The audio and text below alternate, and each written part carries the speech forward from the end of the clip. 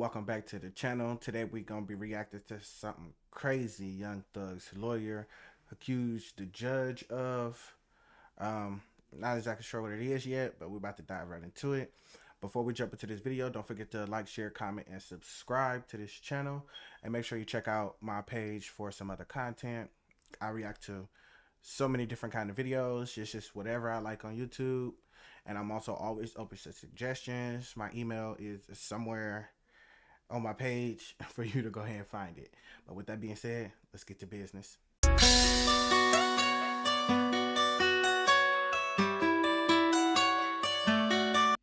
We're in recess about 20 minutes.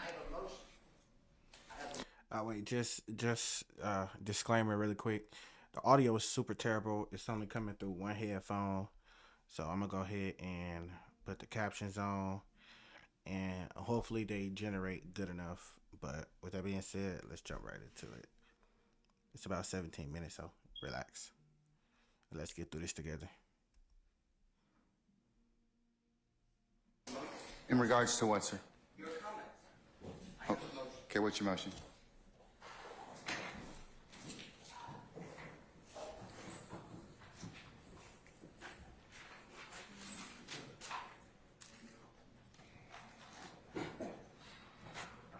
Right.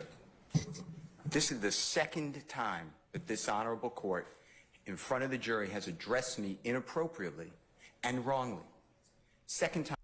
Hey, what he mean address him wrongly and inappropriately? Like, what do he mean? Like, checking him about something? Honestly, this judge do be in his feelings. He be getting hot. But let's see what they talking about. My bad, The first time I gave the state discovery of a song from a Super Bowl. Weeks before, there was an objection. You assumed that I didn't give it to the state. I didn't want to embarrass the court. So you were yelling at me and saying, do you understand me? Do you understand me? And instead of saying, do you understand that you're wrong? I sat here and I said, yes, Your Honor. That was to protect the integrity of this courtroom and the court. Now you say in front of the jury how unprepared I am. I am not unprepared for anything. Okay. Oh, he ready to crash out. I wonder how many M's we getting paid. Somebody drop that down below. No. I need to make a record. Your Honor, Mr. Steele, wait a this second. record. When you keep delaying, okay, and that's what's happening to the court.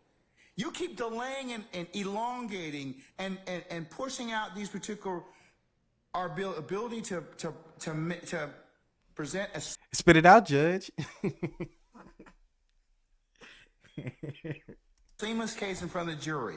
That's my purview as a judge. And I've asked you a number of times, you and your colleagues on both sides, to go ahead and listen to whatever it is you need to do, prepare me as needed.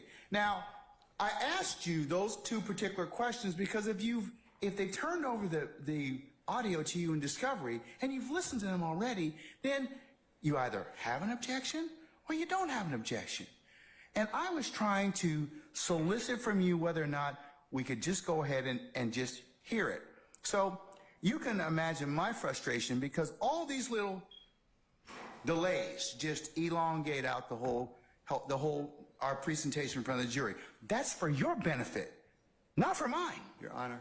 So that's why I've told you all at various times during this particular case. It's not because I want to embarrass you, Mr. Steele. It's just that I'm trying to kind of keep this thing presented in a way that the jury can listen to it. And the court is wrong. What Okay, happened was, let me finish, and I'm making this for the record. What happened is, and I don't get embarrassed by you, but I don't want to embarrass you. I made an objection. You don't want to embarrass the judge, bro. It's tweaking. What? Now, I understand he may feel some type of way, but to speak to the judge like this, thank God the jury is not in there. But I don't even think you can have this kind of back and forth with an actual judge. And I think this judge is probably allowing most of this to happen because he know he being watched under a microscope. that some of these jail calls have a third party who will not testify. I objected to hearsay. The state said it explains the effect. Okay, Which call?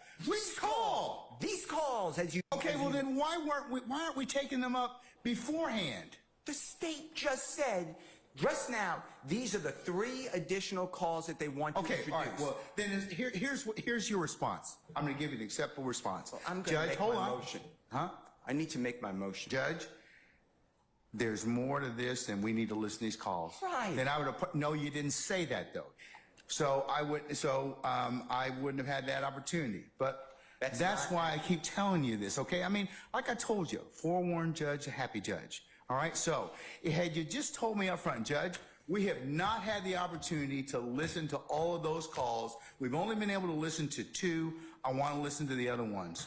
And I've listened to the calls. I know. I don't know what the third one they're trying to do. Okay, well, listen, let me just finish. So you presuppose I don't know what the calls are. Well, I don't know what the third call is because Ms. Hilton, who's professional, said, I'll take a break and I'll let you know what it is. But the other 2 calls are at a baseball game and at a chicken. They're discussing chicken wings. Or chicken. I understand those calls. There's issues in those calls that you need to address.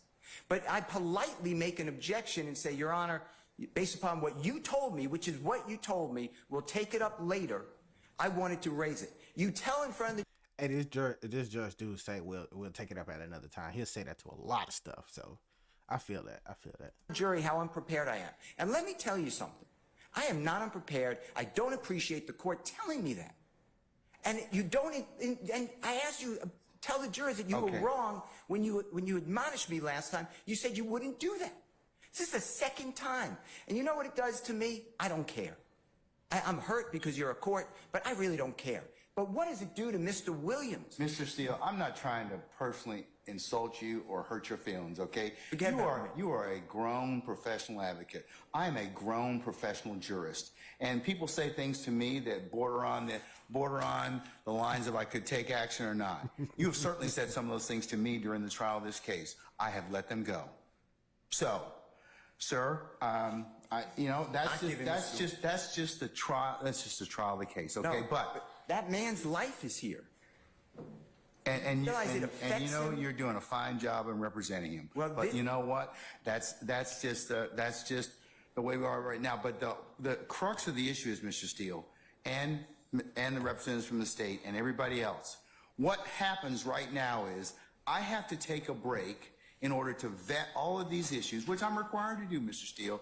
And that's what is kind of disappointing to me because I have given you all this administrative time, all these breaks to go ahead and do this, and this is what delays the presentation of this case in front of the jury. You know, if I would have done what the state did and I'm not poking anything at Ms. Hilton, you would have said to me, why didn't you share those calls with him before? You were out all day today. We didn't start court till 1 o'clock. I would have shared them. I know you would have. But the state didn't. I'm not poking fun because I can deal with it. But the court then steps in. But here's the problem. I have a problem with it because at the end of the day, I got to listen to a 15-minute call. You don't have to listen to anything. But you have to make a ruling on it. Yes, but I have to listen to it in order to make the ruling on those. And even if you said you've listened to the chicken call and the baseball call, and if you say there's other issues that come into play, it's better for us to take those things up before I ask for that jury. And I could have done that this morning. I could have done that at another point in time. So, I mean... Well, I raised this issue to you, and I don't remember the date, but it was days ago. I raised it, and the court said, all right, understood, and we'll take that issue up when it comes. Okay. What am I supposed to do? Okay. Sit there and say no objection? No, Exactly right. Not at all. I said, Judge, it's an issue we need to take up. Not at all. And in addition to that, today alone, and this happens, today alone, the state introduced 2 exhibits. I've never been given them before, ever. You know what I did? No problem. No problem. Because I think that's professional. One was a Google map. It needs to be clarified for the record that it was not done on September 11, 2013. And then a map with little dots with 0.4 miles I've never seen before. But I didn't do anything, Your Honor. I want to move the case. But when the court, it gives me no pleasure in saying this. I believe that this honorable court is biased against Mr. Williams and or his counsel. And I ask you to consider recusing yourself, or don't do this. Ooh. Yo, a judge hates if they have to recuse themselves or even threaten to be recused, because if the judge say no, I'm not recusing myself, they can try to go above his head, and sometimes they're successful, sometimes they're not. But to mere fact to ask him to recuse himself due to bias, if anything, that will make him biased.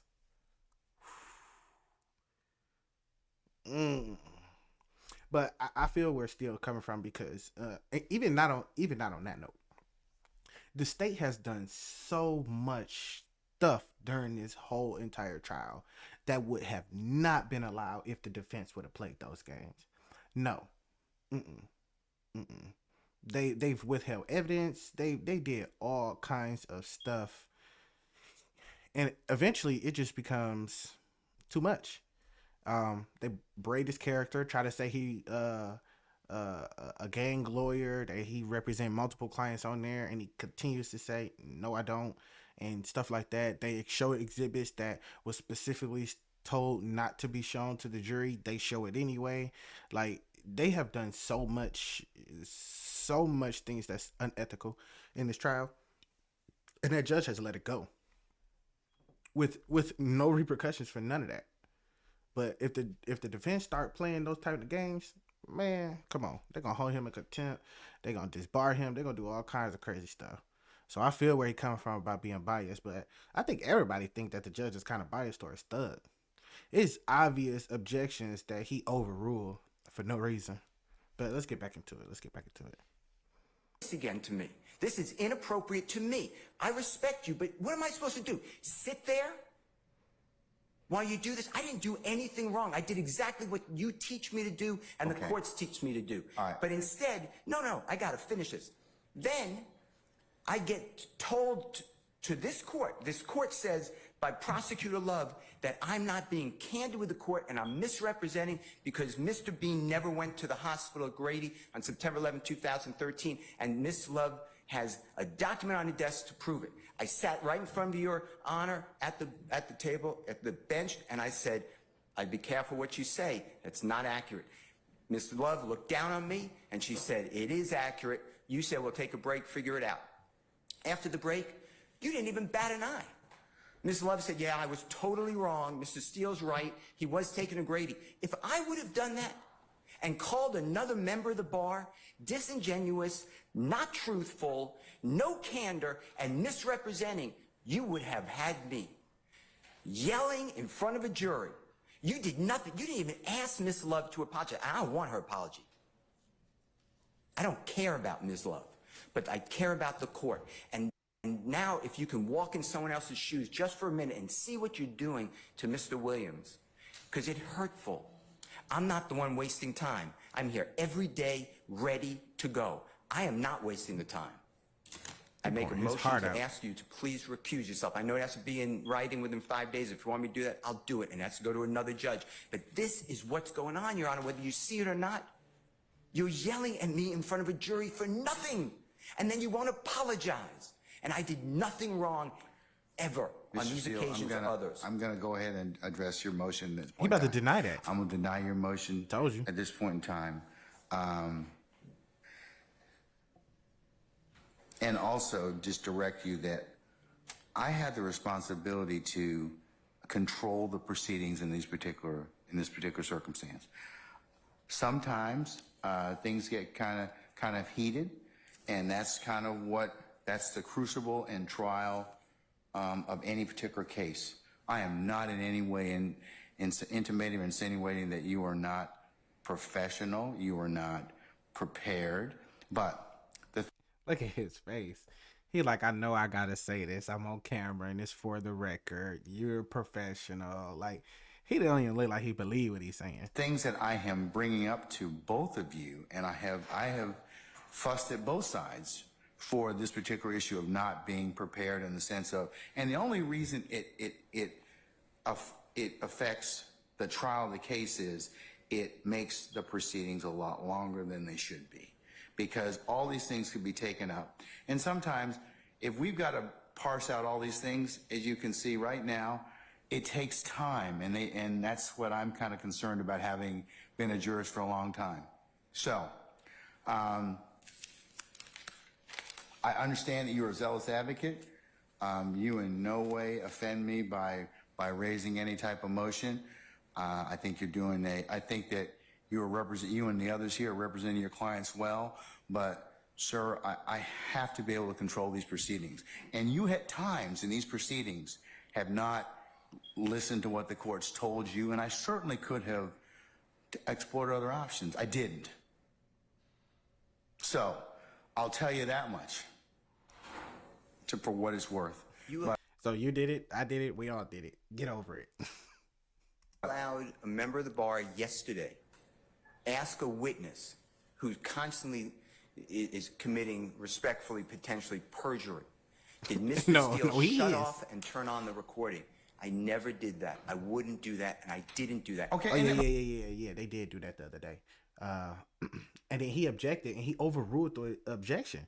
Like, that's assuming facts not in evidence, because she's straight up there saying, "Oh, did he force you to say this? Did he?"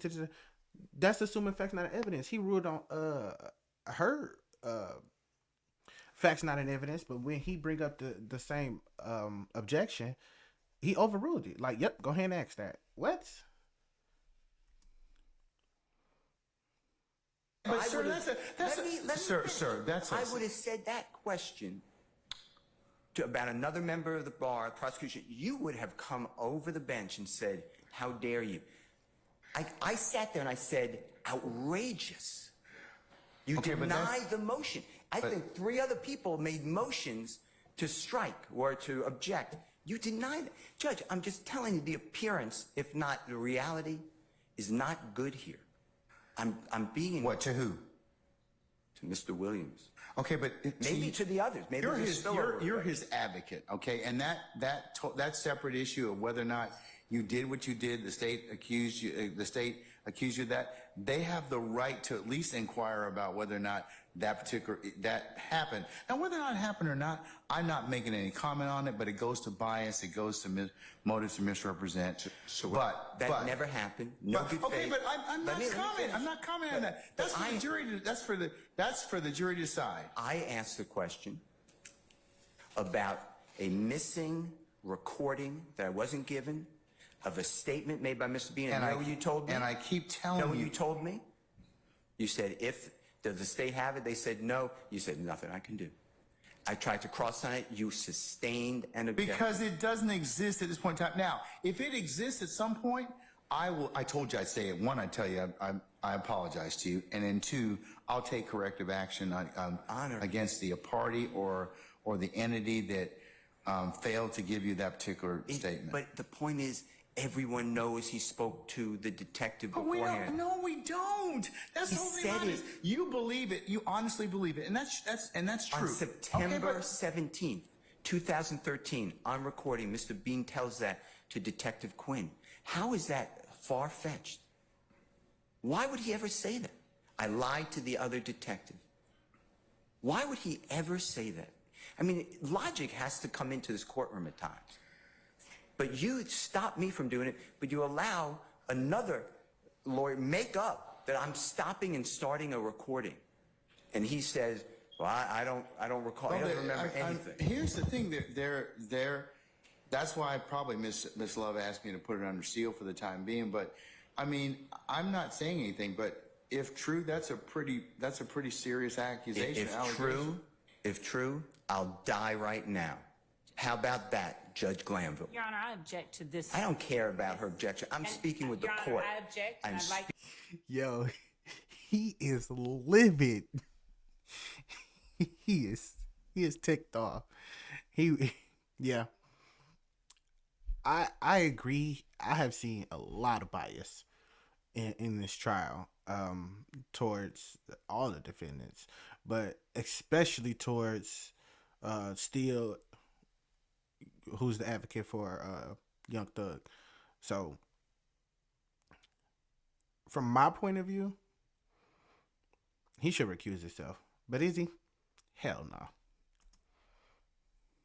Speaking with the court. Objection. Okay. I'm speaking Let him with the finish, court. and then you can state your. My point is, if you don't see what's going on, it's because you're not viewing it out of the lens.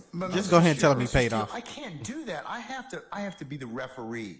So the jury decides those particular issues of believability and credibility. Now, I'm not getting into the throes of war between you and the state. That's your business, and that is certainly nothing to do with a throw war. No, but I mean, it's your ability as an advocate. I told you before, that's your ability as an advocate.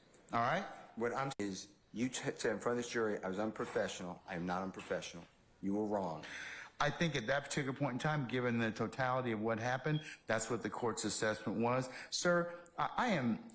But it was wrong. It's a snippet in time. Mr. Steele, you're a very good attorney, but I'm a professional jurist, and you may not like some of the rulings that I make, and you may not like the way that the trial is going at a particular point in time. That's for all advocates. Ms. Love and her colleagues, I've told them the same thing. But I think that my job as the referee is to give you a fair trial, and that's what I'm going to do. Well, I hope that's true. But you just told the jury I'm unprepared. And I am prepared. I don't understand why you would say that. Both of you, and I'll level this against the state. Both of you, that's being unprepared, because that I have to then listen to this to rule on it. I understand, but I'm the only one that the jurors here, the court, take ire with. Ever.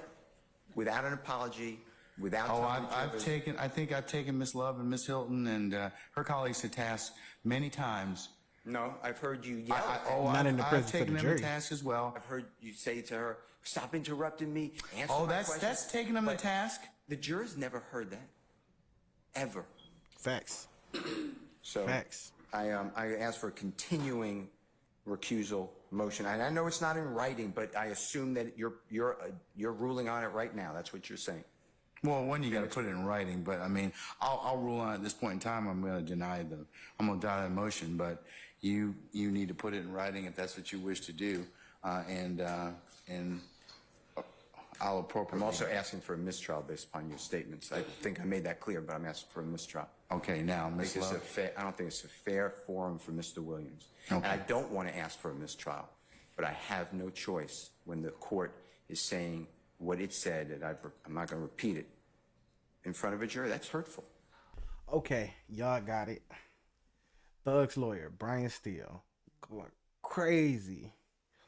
Told the judge he biased. He up there tweaking. he choking on his power, basically.